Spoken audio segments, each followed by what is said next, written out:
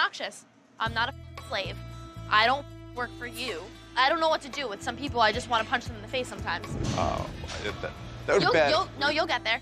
Worst boss fails recorded on Undercover Boss. Have you ever thought about what unfolds when an overconfident manager fails to recognize that the new employee they're ordering around is secretly the CEO? Hint, it often concludes with the arrogant boss getting a hefty serving of humility. In this video, we're exploring 5 unforgettable instances from Undercover Boss where executives went incognito and ended up dealing with, and occasionally firing, their own managers for appalling conduct. So if you go on overtime, I can take you outside and beat you up, right?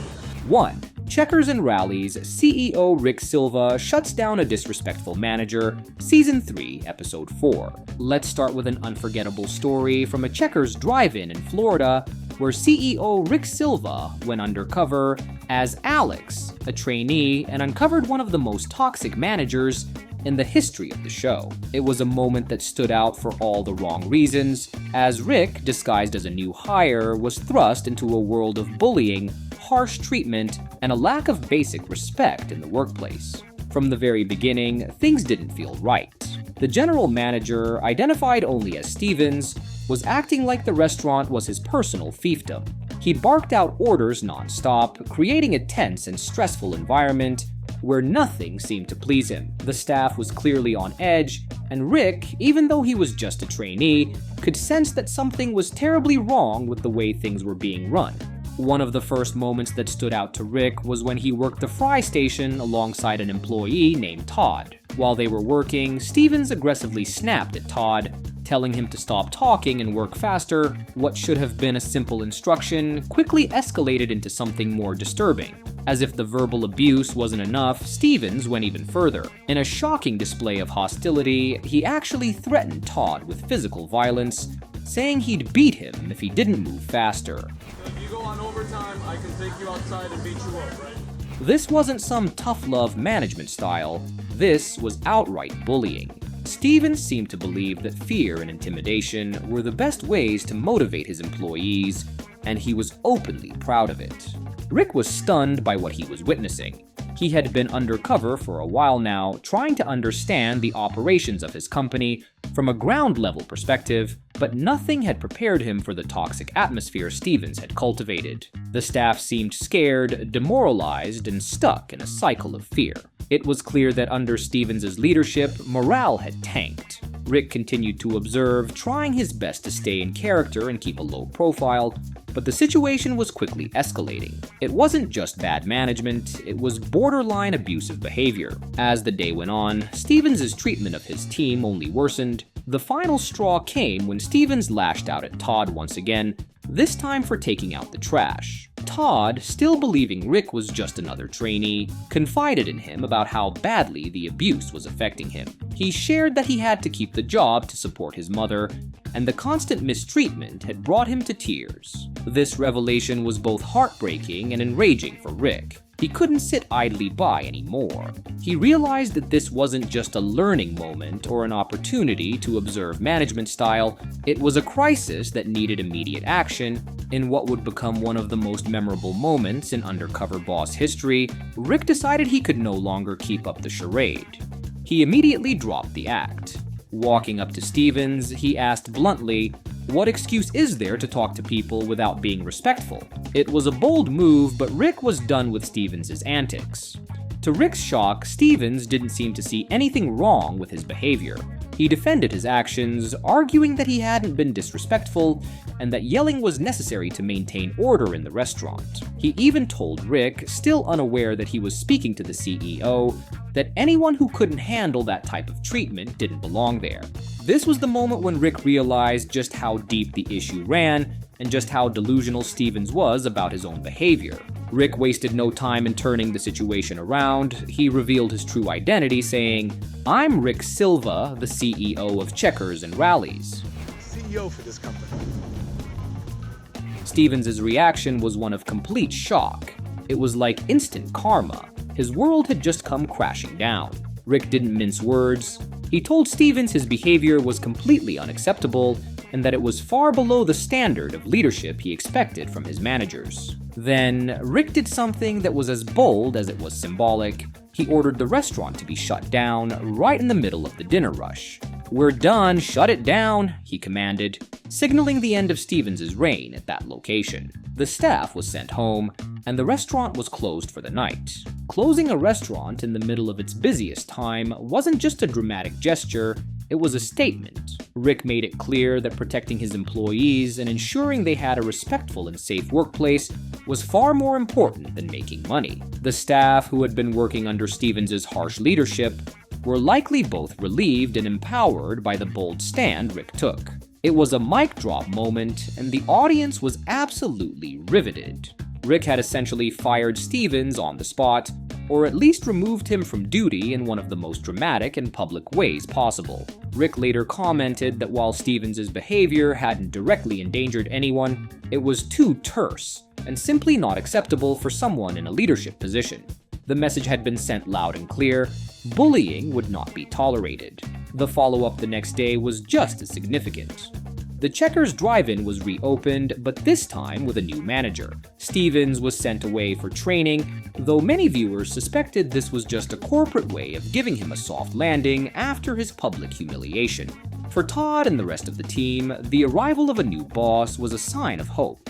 They were given the chance to work under someone who would treat them with the decency and respect they deserved. As part of the final reveal, Rick went above and beyond to make things right for Todd. He gave Todd $15,000 to help support him and his mother, and to pursue his dream of becoming a culinary professional. It was a truly happy ending for Todd, and a long overdue reckoning for his former boss. In the end, this episode of Undercover Boss served as a powerful reminder of the importance of respectful leadership and the impact it has on employees. It was a moment when a CEO took decisive action to protect his staff, and it left viewers cheering for justice being served. If you love wild undercover stories like this one, make sure to hit that like button and subscribe to catch even more jaw-dropping boss moments in future videos. 2. Hooters CEO confronts a degrading contest. Hooters Season 1, Episode 2. This next story comes from a notorious early episode featuring Hooters CEO Kobe Brooks. Known for Wings Beer and their Hooters girls in orange shorts, the chain already walks a tricky line when it comes to appropriate workplaces, but even by those standards, what Kobe witnessed at one Texas franchise was shocking. This episode made reality TV history when a Hooters manager transformed his location into a personal frat party until the CEO intervened. While undercover, Kobe, posing as a trainee named Scotty, met a Hooters manager nicknamed Jimbo. Jimbo was something else, a loud, burly guy who acted more like a frat leader than a restaurant boss. He flung rubber bands at staff, cracked inappropriate jokes, and worst of all, mistreated his all-female team. He conducted creepy uniform inspections, essentially checking out the waitresses, and regularly spoke to them with no respect. Okay, makeup, is it on? Yes. She looks like a Hollywood starlet. But the most disturbing thing was how he motivated his staff during slow shifts, with a degrading contest to see who got to leave early. So what was this contest? Brace yourself, it was humiliating. Jimbo made the women line up and eat plates of baked beans without using their hands like animals in a race. The first waitress to finish her beans, face in the plate, hands behind her back, won the chance to leave early. The others, they stayed late. This happened in front of paying guests. The women were visibly uncomfortable, but felt they had to comply for the privilege of clocking out. One waitress even asked, "Do we really have to?" while wiping beans off her face. It was demeaning, sexist, and completely inappropriate. That's a heart attack. Kobe, watching undercover, looked horrified, as if trying not to explode from rage on camera. After witnessing this bean challenge, Kobe had to step away. When the CEO needs a break just to cool down, you know it's serious. He was furious and honestly embarrassed by what he saw. Later, he said the behavior was inappropriate and he wanted no connection to it. The situation was tricky though. Hooters franchises are independently owned, meaning Kobe couldn't just walk in and fire Jimbo outright. So instead, he took the strongest step he could under the circumstances. Kobe pulled Jimbo aside and had a serious private talk, though not all of it aired. He directly addressed the degrading contest and Jimbo's conduct. Jimbo initially defended the game, claiming it was harmless fun the girls enjoyed, an excuse that didn't line up with their clear discomfort. Kobe wasn't buying it. He made it very clear the behavior wouldn't be tolerated. On the episode, we even see Kobe call the franchise owner to report the situation. That owner presumably handled things behind the scenes. In the aftermath, Jimbo wasn't fired immediately, but received strong disciplinary action. The show's follow-up noted that he had adopted a more politically correct management style after corporate stepped in. Kobe also took time in the episode to reward good behavior elsewhere, like giving a great manager a vacation, so the story didn't end on a completely negative note. But Jimbo's actions became the defining moment. It served as a powerful message to other misbehaving managers. 3. Buffalo Wings and Rings, bullying manager gets the boot. Season 7, Episode 1. Our next wild tale of managerial mayhem comes from Season 7 of Undercover Boss, where Nader Masade, the CEO of Buffalo Wings and Rings, walked into a franchise location and ran into a manager who thought intimidation was a leadership style. Spoiler, it wasn't. Got the scumbag gold chain, the thick nerd glasses, and the shiny bald head. Disguised as a new hire named Pete, Nader entered one of his restaurants expecting to learn from the ground up. Instead, he was greeted by Wes, a kitchen manager who believed yelling and name-calling were just tools of the trade. It didn't take long for Wes to start bragging about how fear kept his team in line. Yes, that was his actual philosophy. Fear gets respect. He said this unironically on camera to a man he thought was a rookie cook, and that was just the beginning. Wes spent the day barking orders like a boot camp instructor, scoffing at his staff and openly insulting them. He called them dumbasses and dismissed most of his employees as just a bunch of useless high school kids. Then, with the swagger of a guy completely unaware he was about to be humbled on national television, he added, "You can't ask dumb people to do smart things." That's a real quote. Now picture Nader Masade, a CEO who prides himself on company culture and teamwork, listening to this nonsense while pretending to flip burgers. You could almost see the steam coming out of his ears. Wes wasn't just a little tough or strict, he was a full-blown bully and proud of it. The kitchen atmosphere was tense, employees looked nervous, and you could tell they weren't just having a bad day. This was their everyday under Wes's command. Nader kept his cool long enough to finish the shift, but each insult and outburst pushed him closer to the edge. As the day wore on, it became clear Wes didn't just have poor people skills, he was creating a workplace so toxic it could drive good workers away. Nader didn't need to see any more. Like a few bold CEOs before him, he made the decision to drop the disguise and deal with the problem right there, in the middle of the restaurant. With the entire team watching, Nader pulled off his wig and glasses and revealed who he really was, the actual CEO. President and CEO, Buffalo Wings and Rings. Okay. Wes, who'd been confidently trashing his staff just moments earlier, suddenly looked like a deer in headlights. 1 second, you're the loudest voice in the kitchen. The next, you're realizing you've been ranting to the guy who signs the paychecks. Nader didn't waste time. He stared Wes down and said, "I will not allow anybody to be bullied." It was direct, personal, and delivered with the kind of fire that made it clear he wasn't just disappointed, he was furious. His voice shook, his hands trembled.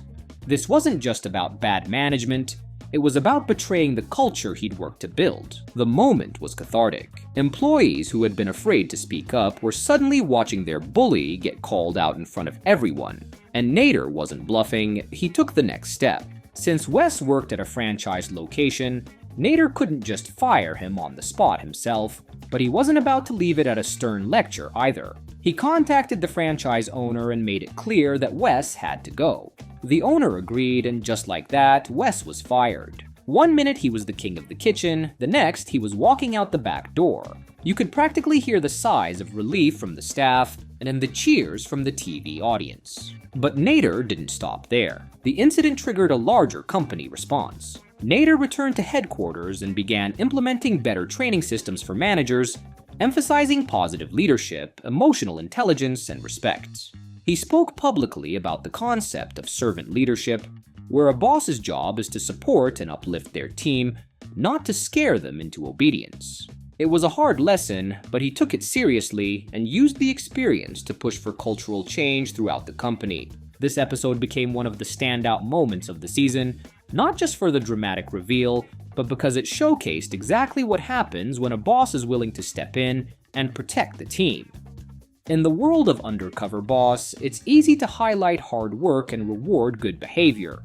But this was something different. This was leadership under pressure, a real test of values, and a strong reminder that intimidation is not management. At the end of the day, Nader Masadeh walked away with more than a shocking story for the cameras. He walked away knowing he had defended his employees, reinforced his company's standards, and drawn a line in the sand for every manager watching. Respect is not optional. 4. GSI Commerce, Call Center Chaos, and a CEO's Tough Lesson, Season 1, Episode 6. Not every undercover boss confrontation takes place in a restaurant or store. Occasionally, the drama unfolds in unexpected settings, such as a customer service call center. For our 4th story, we return to Season 1, Episode 6, featuring Michael Rubin, CEO and founder of GSI Commerce, an e-commerce services company. This particular situation differs because it wasn't a manager mistreating employees, but rather an employee displaying poor behavior toward customers, reflecting badly on the company. The boss still delivered a stern wake-up call. While undercover at a GSI Commerce call center in Florida, Michael met a representative named Danielle. Her job was to handle calls from customers with order problems, like delays or damaged goods. Call center work can be tough, especially with frustrated customers, but professionalism is expected. Danielle, however, had a different approach. She told Michael, disguised as a trainee, that you have to show the customer who's boss. Essentially, she believed in dominating the customer rather than trying to help. To demonstrate, Danielle took a call from a customer who had received a damaged product. The customer, upset, requested a $50 refund or credit. Instead of apologizing and aiming to resolve the issue, Danielle took a confrontational tone, saying, "Nope, I can't give you a $50 credit immediately. The system won't allow it." When the customer pushed back, she responded with a dismissive attitude, clearly unwilling to help. Michael was watching this unfold and was horrified. Here was one of his employees treating a customer who was vital to the business as an inconvenience. Michael later admitted that he was so upset he nearly blew his cover. Unlike the previous stories, Michael didn't immediately fire Danielle. He kept his cool and finished the undercover experience. However, the reveal meeting was bound to be intense. So she's actually getting lucky that the show is being filmed, because if she wasn't, she'd be walked out of here today. When the time came to reveal himself, Michael confronted Danielle about the incident in a tense one-on-one conversation, asking why she handled the call that way. Danielle defended herself, citing the system's limitations and her 2 days of training. She also explained that her previous experience in collections, where being tough is standard, influenced her approach. Michael realized that the company and himself were partly to blame for not providing better training and support. In the end, Danielle wasn't fired on camera. Instead, she voluntarily chose to demote herself to a regular customer service role, acknowledging that the escalation position wasn't a good fit for her. This outcome was more about self-reflection and repositioning than a dramatic firing. Get to learn from the experience and hopefully improve next time so the next customer doesn't. 5. Retro Fitness, the rudest manager gets fired on TV, Season 4, Episode 10. The final story brings us perhaps the most shocking manager from all these episodes, featured in Season 4, Episode 10 of Undercover Boss. This particular episode takes place at Retro Fitness, a gym franchise where CEO Eric Kasaburi went undercover at one of the gyms in New Jersey. What he encountered there was nothing short of appalling. He met Jacqueline, a front desk manager whose behavior was so extreme and inappropriate that she was fired on the spot, making this a rare moment on the show, as managers are not typically dismissed so abruptly. Disguised as Barry, a contestant on a fake reality show about second chances, Eric set out to observe the operations at the gym's front desk, where Jacqueline was in charge. From the very beginning, red flags were popping up all over the place. Jacqueline was hardly paying attention to the customers or the work at hand. Instead, she spent the majority of her time on her phone, taking selfies and aimlessly scrolling through it. Even when she did try to train Eric, she was more focused on boasting about how little effort she had to put in at work than actually providing any real guidance. If any gym members interrupted her phone time to ask questions or need help, Jacqueline would either ignore them entirely or bark at them with little regard for their needs. It became clear early on that customer service was far from her priority, and she seemed uninterested in doing even the basic tasks that were expected of her in a front desk manager role. But the situation only worsened as Eric spent more time observing Jacqueline's behavior. Not only did she disregard the needs of the customers, but she also displayed a completely foul attitude and used foul language in her day-to-day interactions. One of the most shocking moments came when Jacqueline openly complained, "I am not a car slave," when she was asked to do simple tasks like cleaning or assisting with small administrative duties. Be obnoxious. I'm not a slave. I don't work for you. It was clear from this outburst that she didn't believe she should have to do basic work that, as a manager, was part of her job description. Jacqueline's complete disregard for the customers was also evident when she said, "Members are literally stupid," showing her complete lack of respect for the very people who kept the gym in business. If that wasn't enough, she further crossed a line by smirking and saying, "With some people, I just want to punch them in the face sometimes." This comment was not only wildly inappropriate, but also showed just how much Jacqueline lacked professionalism and respect for others. It was immediately obvious to Eric that Jacqueline didn't take her role seriously, and that her behavior was not just disrespectful, but also dangerous for the gym's reputation. If someone like Jacqueline remained in a position of authority at Retro Fitness, the gym was at serious risk of losing its members. The disrespect for customers and the unprofessionalism displayed by this manager was not something that could go unchecked.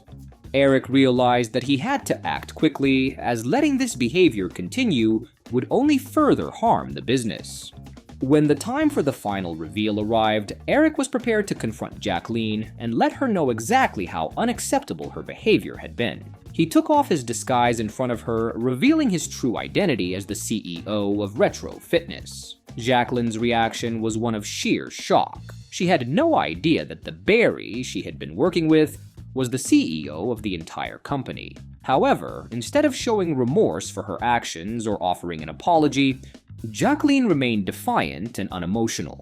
This only added to the shock value of the moment, as she was clearly caught red-handed, yet failed to acknowledge the severity of her behavior. Eric, with the franchise owner Bob standing by his side, wasted no time in addressing Jacqueline's actions. He made it clear that what she had been doing was completely unacceptable and fell far below the standards Retro Fitness expected from its employees. Bob, who was the owner of the specific gym location, calmly told Jacqueline that they could no longer work with her and that her behavior had led to her being let go. He explained that it wasn't just the foul language or disrespectful attitude that led to this decision, but her overall lack of professionalism, her unwillingness to take responsibility, and her complete disregard for both the company and its customers. No, because you know me, Bob. Using language behind the desk. Despite being confronted with the harsh reality of her firing, Jacqueline wasn't even remotely apologetic. Instead, she downplayed her behavior, referring to her foul language as a minor issue and showing no remorse for her treatment of the customers or her colleagues. Her defiance only served to make the moment even more dramatic, as it was clear she had no respect for authority, the company's values, or the people she worked with. As Jacqueline scoffed and rolled her eyes, muttering another expletive under her breath, Eric and Bob remained firm in their decision. Jacqueline's stormy exit from the gym was a fitting end to her tenure at Retro Fitness, as she left in a cloud of profanity and disdain. The firing of Jacqueline was one of the most dramatic moments in Undercover Boss history. Viewers were not only shocked by how terrible her behavior was, but also by the fact that she was fired on the spot. This rare occurrence left audiences stunned, and social media quickly erupted in praise of Eric for making the tough decision to remove such a toxic employee from the company. In the aftermath of Jacqueline's firing, Retro Fitness publicly acknowledged that some things, like basic respect for others, simply cannot be taught. While the company had made an effort to ensure all employees received the proper training, they realized that no amount of training could have fixed Jacqueline's lack of respect and professionalism. The episode served as a powerful reminder of the importance of respect in the workplace and how even a small act of disrespect can have a ripple effect on an entire company.